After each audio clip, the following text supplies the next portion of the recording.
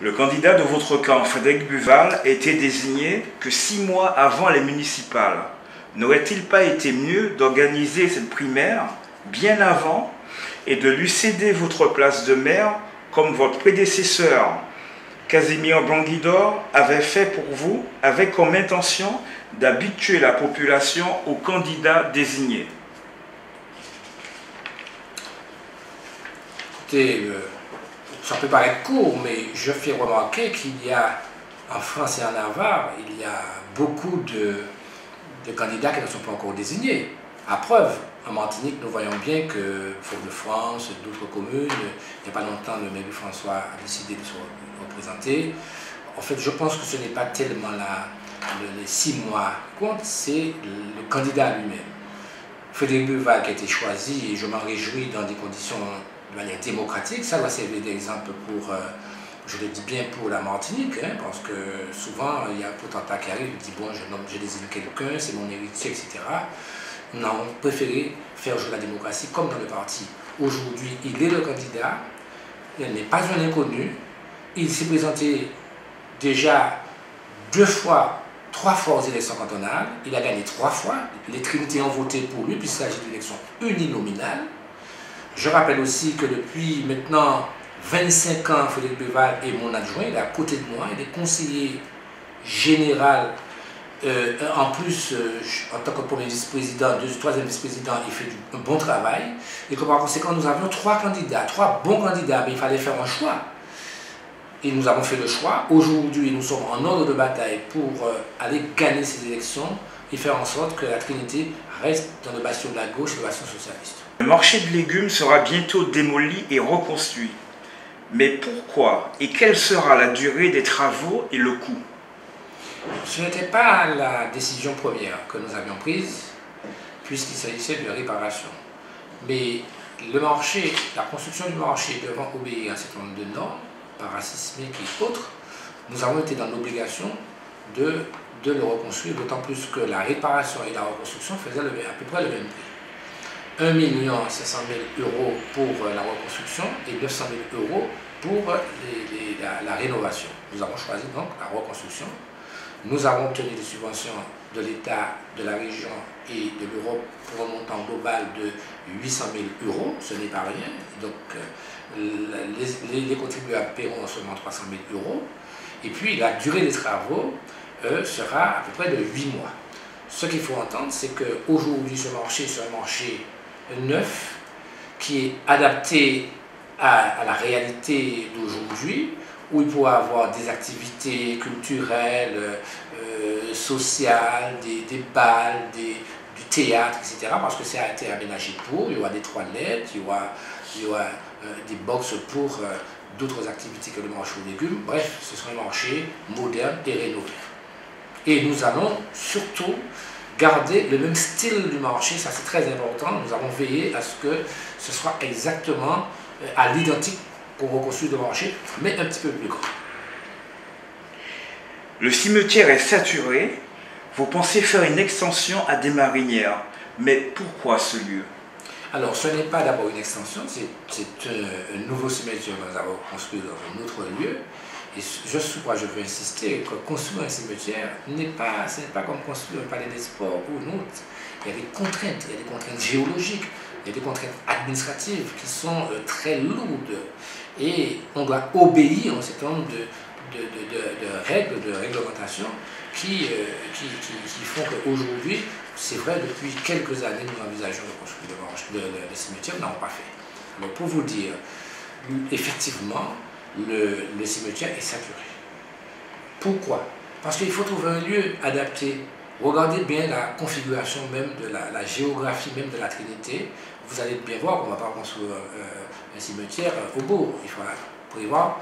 On avait prévu à l'entrée du bourg, mais pour des raisons environnementales, bon, ça nous a été refusé. Et nous construisons le cimetière. Nous avons l'accord du propriétaire du côté au haut de Fleur d'Épée, et je pense que sur 1,5 hectare, je pense que le lieu est bien approprié, pas trop près des habitations, un cimetière paysager où nous allons pouvoir permettre à nos morts de pouvoir être enterrés dans de bonnes conditions. Avant cette interview, j'ai fait le tour des commerçants. Il en ressort que le parking payant est un frein à leur développement économique. Que répondez-vous? Bon, c'est une vieille histoire. Depuis déjà 7 ans que le parking payant, le stationnement payant, pardon, fonctionne. Bon, il y a des mécontents, il y a des gens qui sont contents aussi, il ne faut pas se faire d'illusions. Il y a beaucoup de gens qui sont contents. Laissez-moi vous dire. Avant, lorsque vous venez à Trinité, vous faisiez 2 ou 3 tours du pâté de maison pour trouver une place et on ne trouvait pas de place. Il faut comprendre cela. Nous n'avons pas mis le stationnement payant pour faire plaisir, pour faire de l'argent. Nous l'avons fait parce qu'à Trinité, c'est une nécessité. Aujourd'hui, les gens trouvent des places pour se garer. Les gens peuvent stationner convenablement. Alors c'est vrai, il y a 90 centimes d'euros à payer, on trouve que c'est cher. Mais lorsqu'on fait 2 tours pour chercher une place, on n'en trouve pas. Combien d'essence qu'on dépense? Combien ça coûte? Un litre d'essence coûte exactement 1,50 €. Donc vous voyez bien qu'on a tout à gagner. Ça met une fluidité de la circulation, ça permet aux gens de pouvoir circuler convenablement et surtout de trouver du stationnement. Et c'est une très bonne chose pour la Trinité. Maintenant, c'est vrai que nous traversons une conjoncture très difficile et c'est facile pour dire que c'est à cause de cela que la situation est difficile. Mais on a la situation difficile pour les commerçants du Robert, on a pour le Lamentin, pour Sainte-Marie, n'en parlons pas. Donc on voit bien que ce n'est pas l'élément fondamental des difficultés qu'ont rencontrent les commerçants. Ceci étant, il y a beaucoup d'administrés, qui sont très satisfaits et qui nous disent aussi que c'est une bonne chose de mettre le parking payant. Et rassurez-vous, d'autres communes vont suivre, des communes viennent nous voir déjà, comme les communes ont suivi lorsqu'on a fait le front de mer de Tartin de Trinité, parce que je pense que Trinité est une commune d'avant-garde. On doit voir que toutes les actions qui sont entreprises parfois, nous les avons initiées d'abord. Par conséquent, je suis très content et je ne vois pas pourquoi nous reviendrions après 7 ans sur cette décision. Monsieur le maire, vous êtes un enseignant à la retraite. À Trinité, la grande majorité des parents d'élèves sont mécontents du nouveau rythme scolaire. Pourquoi vous ne les avez pas consultés? Et quelles sont vos propositions d'activités culturelles et sportives, puisque les élèves terminent plus tôt maintenant? Non, c'est faux d'abord de dire que nous n'avons pas consulté les parents d'élèves. C'est faux, c'est archi faux. Je vous dis, nous sommes dans une démocratie. Il y a des représentants de parents d'élèves qui sont élus, comme les élus d'ailleurs, maires et élus et conseillers municipaux. Nous avons travaillé avec ces représentants de parents d'élèves pendant 3 ou 4 mois pour leur dire ce que nous voulons, pour leur dire d'abord que nous souhaitons mettre en application le projet de rythme scolaire, la réforme de rythme scolaire cette année. Bien sûr, vous aurez compris que certains parents n'étaient pas d'accord, mais c'est leur choix. Certains parents n'étaient pas pour le samedi. Nous avons choisi le samedi pour des raisons d'intérêt des enfants, pour des intérêts économiques aussi, et les parents n'ont pas voulu. Donc aujourd'hui, certains parents sont mécontents, mais personne ne peut dire que nous n'avons pas discuté, rencontré les parents et parlé avec eux. Alors c'est vrai qu'il y a une assemblée générale des parents d'élèves que j'ai décidé de mettre en œuvre il y a de cela quelques 2 ou 3 semaines pour expliquer aux parents le projet. Alors certains parents ont manifesté leur mécontentement, disant qu'ils ne sont pas pour le samedi. On aurait mis le mercredi, il y a des parents qui sont pour le samedi, nous auraient dit pourquoi on n'a pas mis le samedi. Bref, en tout cas, il faut prendre des décisions. Maintenant, concernant les activités, là aussi, depuis des années, de nombreuses années, dans le cadre de l'interclasse, nous avons des animateurs qui sont formés, même des intervenants extérieurs, pour pouvoir accompagner les enfants. Donc par conséquent, de 15h30 à 16h30, il y aura des activités multiformes qui seront menées avec les enfants. Je prends par exemple dans le domaine des sports, il y aura le basket, il y aura le hand, il y aura le foot, il y a la gymnastique qu'on a prévue, il y a le judo qu'on a prévu aussi. Dans le domaine artistique, nous avons prévu la danse, le théâtre, mais aussi un certain nombre d'activités telles que, comment dirais-je, la pétanque, mais aussi d'autres activités beaucoup plus, disons, denses qui permettent de donner aux enfants une certaine forme de concentration qui sont très importantes, comme le Scrabble. Hein? Donc, nous avons un certain nombre d'activités. Nous avons prévu aussi de sortir avec les enfants à l'extérieur avec des encadrants qui sont formés, qui sont compétents, qui viendront des associations de la Trinité, dont la Gauloise, mais aussi le Réal, mais aussi des associations extérieures telles que les Francas, pour bien accompagner nos enfants. Et je pense que nous sommes rompus à ça depuis des années et que les parents n'ont pas de crainte à avoir. Les enfants seront bien accompagnés dans ces activités qui seront mises en place au cours de ces semaines et ces mois à venir. Seriez-vous candidat pour siéger à la nouvelle agglomération des communautés du Nord? Je vous dis non. Non. Quelles sont pour vous les principales qualités de Frédéric Buval? Vous savez, je l'ai dit la dernière fois, c'était mal interprété, surtout au niveau des femmes en politique. Quand je dis que être mère, c'est une alchimie, c'est aussi vrai pour les femmes que pour les hommes. Être mère, c'est une alchimie, c'est beaucoup de choses. C'est être disponible. Ça, c'est très important, parce que c'est un métier qui est très dur. C'est être à l'écoute des administrés. Et c'est très important. C'est aussi et surtout avoir une connaissance parfaite des dossiers. Ça, c'est important. C'est d'avoir de l'expérience acquise au cours d'un certain nombre d'années. Tous ces atouts, en ce qui me concerne, je pense que je suis le mieux placé à avoir pu exercer le pouvoir pendant 26 ans, le mieux placé pour vous dire que ces qualités-là, Frédéric Buval les possède. Alors c'est vrai que on n'a pas que des qualités, on a des défauts. Moi aussi j'ai des défauts, mais ce qui est important pour la Trinité, c'est d'avoir quelqu'un qui pense la Trinité, qui aime la Trinité, qui réfléchit à la Trinité et qui a de l'expérience acquise pendant ces 2 dernières années. Écoutez, Frédéric Buval est quand même le 3e vice-président du Conseil général depuis des années.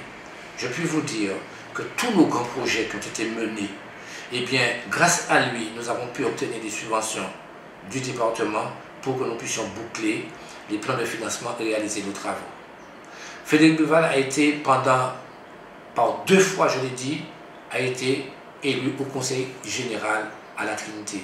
Les Trinitéens ont voté pour lui à une large majorité. Donc si les Trinitéens ont fait confiance à Frédéric Buval pour défendre ses intérêts au niveau du Conseil général, c'est tout naturellement, je le crois et je suis sûr, que les Trinitéens accorderont leur confiance à Frédéric Buval pour qu'il puisse parachever l'œuvre que nous avons commencée déjà depuis quelques années et que nous entendons voir poursuivre dans la continuité avec sa personnalité bien sûr, avec son imagination, avec ses atouts qui ne sont pas forcément les miens, mais je pense qu'il a la capacité de le faire et je lui fais confiance. Je ne soutiendrai jamais quelqu'un si j'avais la certitude qu'il n'était pas en capacité d'assumer cette fonction. J'aime trop la Trinité, j'ai trop donné à la Trinité, j'ai trop servi la Trinité dans un désintéressement le plus total pour me permettre aujourd'hui de soutenir quelqu'un qui ne ferait pas l'affaire. De quoi êtes-vous le plus fier de votre bilan de maire? Écoutez, moi je n'ai aucune fierté.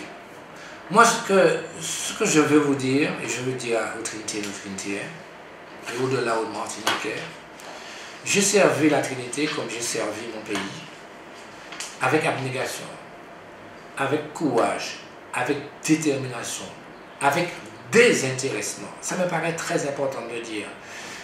Moi, dans un premier temps, là où ce dont j'ai été le plus fier, c'est que j'ai pu permettre la réconciliation des Trinitaires. Vous savez, quand je suis arrivé à la Trinité, les gens ne se parlaient pas. Les familles étaient divisées. Je ne vais pas nommer les familles, vous pouvez les connaître. Les familles ne se disaient pas bonjour. Les familles ne participaient pas aux actions municipales parce qu'on était opposés systématiquement. Quelles que soient les convictions religieuses, politiques des gens, aujourd'hui les gens participent. Les gens parlent aux élus, les gens viennent aux réunions, viennent aux manifestations. Ça ne veut pas dire que le lendemain ne vote pas contre nous, mais ils sont là. Il y a une réconciliation des Trinitaires à travers les valeurs que j'ai incarnées et que j'ai développées au cours de ces nombreuses années, des valeurs de solidarité, de fraternité, et je pourrais même dire d'amour. Donc par conséquent, je suis fier de ça. Alors maintenant, c'est le côté spirituel de la fonction, où réconcilier, aimer les gens, j'ai participé, je suis toujours avec les gens, avec moi-même, je suis resté moi-même. Et si j'avais une fierté à tirer de ma vie politique, ce serait celle-ci, être en accord avec soi-même et rester soi-même, rester, comment dire, vertical. Maintenant, le matériel, écoutez, comparons un peu ce qui se passe. La Trinité est dotée de toutes les grandes infrastructures. Toutes les grandes infrastructures. Nous avons un palais des sports que nous avons réalisé, alors qu'il y a déjà un gymnase sur Stade Le Guichet. Combien de palais des sports qu'il y a à Trinité? 4. À Martinique, pardon, 4. Nous avons réalisé 2 fonds de mer qui font la fierté des Trinitaires, mais aussi des Martiniquais, puisqu'ils viennent déambuler régulièrement. Nous avons une maison du tourisme. C'est la seule maison du tourisme construite par la volonté politique d'une équipe municipale. Nous avons construit des écoles. Nous avons un parcours santé qui sera inauguré à la fin de l'année. Nous entreprenons très bientôt la construction d'un site à Lens-Poutoun qui sera vraiment un site aménagé et qui va nous coûter 8 millions d'euros avec des subventions très substantielles de l'Europe et du département et de la région.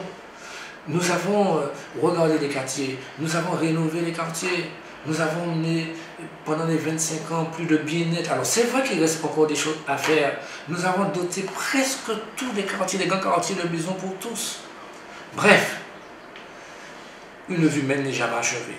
Mais d'ailleurs, je dis, c'est l'histoire qui va me juger. Ce ne sont pas ni les opposants, ni les quelques personnes qui peuvent ne pas être satisfaites. Mais moi, ce dont je suis fier, c'est que quand les gens regardent la Trinité, les gens, surtout de l'extérieur, ils me disent qu'on a beaucoup fait à la Trinité, même si je suis conscient qu'il reste encore beaucoup à faire. Quelques mots sur le cycle de Lens-Poutoun qui sera bientôt développé. Oui, alors c'est un projet d'intérêt régional, départemental. Un projet, d'ailleurs, je l'ai dit, qui est subventionné fortement par la région et par l'Europe. Pourquoi? Parce que c'est un site qui est exceptionnel, qui est magnifique. Il y aura des activités d'autres sportifs, tels que liés à la mer, des activités liées à la mer. Il y aura bien sûr le tennis qui va se développer à nouveau. Il y aura un centre équestre aussi.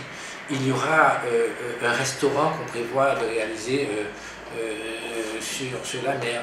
Il y aura des classes nature qui seront créées et nous envisageons, en partenariat avec la FOL, la Fédération des œuvres laïques, de construire en quelque sorte des gîtes pour permettre à des jeunes qui viennent, mais aussi à des moins jeunes qui reviennent d'Europe, venir ici pour pouvoir camper ou pour pouvoir se loger et dynamiser cette activité que nous entendons développer et qui deviendra la base de plaine de Lens-Poutoun, un site remarquable, un site développé où des activités seront menées pour que tous les Martiniquais, et en premier rang desquels les Trinitéens, pourront trouver leur compte. C'est une activité qui va générer d'autres activités, un dynamisme et permettre que les gens viennent davantage, comme ils le font déjà d'ailleurs, sur Tartane et sur Lens-Poutoun.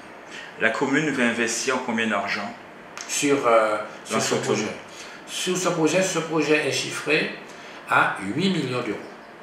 8 millions d'euros, nous envisageons une subvention, déjà le bouclage de l'opération, comme ça se fait par phasage, mais sur la première phase de l'opération qui coûtera 5 millions d'euros, la collectivité aura 1 million d'euros à donner et en termes de subvention des différentes collectivités de l'Europe, 4 millions d'euros.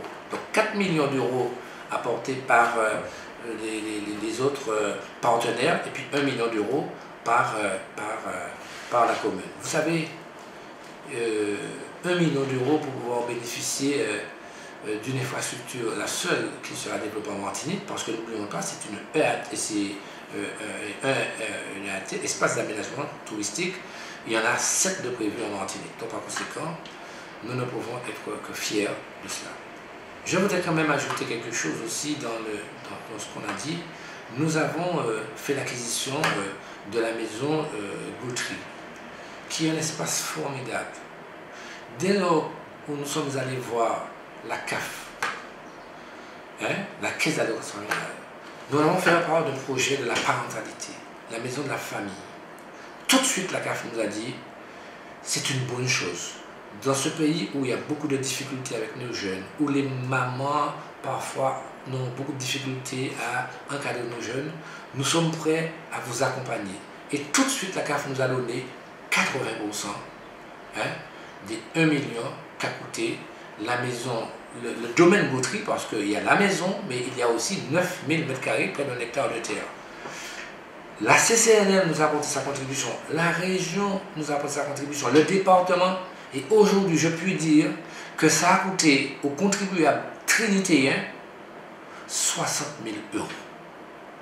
Et nous allons développer au cours de ces années à venir, et on a commencé déjà, et bien des activités, par exemple, pour accompagner les parents, école de parents, faire en sorte que les parents apprennent à gérer leur budget, recevoir les jeunes qui sont en difficulté. Bref, une maison de la parentalité de la famille qui va permettre, dans le Nord, d'avoir un lieu de réflexion, un lieu de pause pour accompagner nos familles, nos enfants, dans une société où il y a autant de difficultés et que par conséquent, il faudrait les surmonter. Vous avez fait de l'acquisition pour le nouvel hôpital de Trinité. Vous avez acheté du terrain. Qu'en est-il aujourd'hui? Oui, alors nous avons, bonne question, nous avons fait l'acquisition de ce terrain, pas très cher, il faut remercier d'ailleurs l'EAG, l'exploitation de Galion, qui nous avait vendu ce terrain pour simplement 2 € du mètre carré. Et que nous avions mis à la disposition gracieusement du centre hospitalier du Domègue pour permettre l'édification d'un nouvel hôpital. Aujourd'hui, vous savez ce qui s'est passé, c'est qu'il y a le CHUM maintenant, il n'y a plus cette entité Domègue, il y a un site, mais il y a une entité qui est le CHUM. Et ce que nous voulons, je le dis très sincèrement, nous avons pris une délibération du conseil municipal il y a de cela une semaine pour donner gracieusement, comme nous avions pris cet engagement, nous allons respecter cet engagement, mais nous allons assortir cet engagement d'une considération. Si dans les 8 ans, le CHUM ne reconstruit pas l'hôpital de la Trinité, la ville de Trinité reprendra son terrain. Il n'est pas question que ça entre dans le patrimoine du CHUM à Fort-de-France et que nous ne puissions pas reconstruire le site de Trinité alors que c'était un engagement pris auprès des Trinitéennes et des Trinitéens. Donc par conséquent, oui, mais assorti, si dans les 8 ans, nous reprenons notre terrain, parce que la Trinité aura bien besoin de réserves foncières. Qu'aimeriez-vous qu'on retienne de vous? Écoutez, c'est difficile. Écoutez, faites un micro-trottoir, les gens vont vous dire, moi je ne sais pas ce que je souhaite que les gens retiennent de moi. Je l'ai dit, ce que je peux vous dire, c'est que j'ai exercé pendant toutes ces années avec passion. Je le dis, je le répète avec désintéressement, avec amour, parce que j'aime la Trinité. Pas une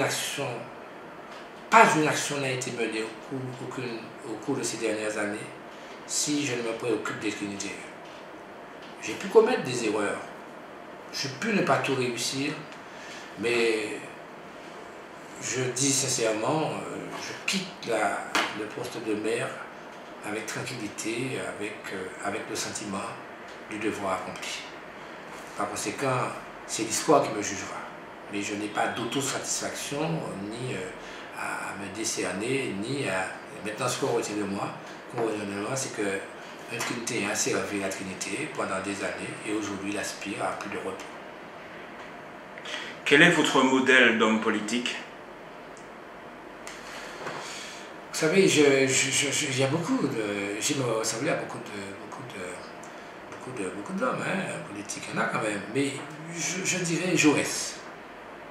Pourquoi? Parce qu'il est socialiste. C'est le père fondateur du socialisme, Jaurès. Parce que c'était un homme du peuple, d'un milieu défavorisé, qui est toujours resté à côté du peuple et qui a servi le peuple. Et qui a terminé sa vie en martyr. Je ne veux pas terminer en martyr, mais n'empêche que je dis Jaurès. Et puis il y en a d'autres aussi, il y en a d'autres, hein, il y a Blum, il y en a d'autres. Vous savez, j'ai une aversion particulière, je n'ai pas d'idole, je n'ai pas de symbole. J'ai une aversion particulière pour les idoles et pour les symboles. Donc par conséquent, c'est pourquoi je n'ai jamais été à aucune chapelle au Parti socialiste. Je n'ai jamais été mitterrandiste comme les gens le disent, jamais été jospiniste comme les gens le disent, pas plus hollandais comme les gens le disent. Je suis socialiste, je suis fier de l'être, parce que le socialisme, ce sont les valeurs auxquelles je suis attaché, les valeurs de solidarité, de fraternité, valeurs qui sont aujourd'hui maltraitées d'ailleurs.